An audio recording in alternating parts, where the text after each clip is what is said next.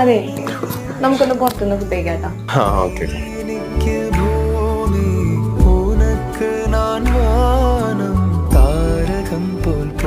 Hello, ഇയാൾ എന്നീ കഫേല് വരുമോ? വർക്ക് കഴിഞ്ഞ ഒരു 1 hour ഇവിടെ വന്നിരിക്കും. ഞാനൊരു കാര്യം ചോദിക്കട്ടെ, ഇയാൾ എത്ര ഡേറ്റിന് പോയിട്ടുണ്ടാവും? അങ്ങനെ നോക്കി വെച്ചിട്ടുണ്ടെങ്കിൽ പെണ്ണുകാരിലൊക്കെ ഒരു ഡേറ്റ് ആക്കി എടുക്കുകയാണെങ്കിൽ 10-15 പോയിട്ടുണ്ടാവും. ശരിക്കും ഡേറ്റ് എന്നൊക്കെ പറഞ്ഞിട്ടുണ്ടെങ്കിൽ എന്താ ഒരു ട്രയൽ വേർഷൻ യൂസ് ചെയ്യുന്ന പോലെയല്ലേ? ശരിക്കും മനുഷ്യനെ അങ്ങനെ യൂസ് ചെയ്യാൻ പെടും. എനിക്ക് സത്യം പറഞ്ഞ ആ ഒരു കോൺസെപ്റ്റിനോട് ഭയങ്കര ഡിസഗ്രിമെന്റ് ഉണ്ട് കേട്ടോ. സത്യാണ്, പക്ഷെ ഈ ഡേറ്റ് ചെയ്താൽ നമുക്ക് ആൾക്കാർ കുറെയൊക്കെ മനസ്സിലാക്കാലോ.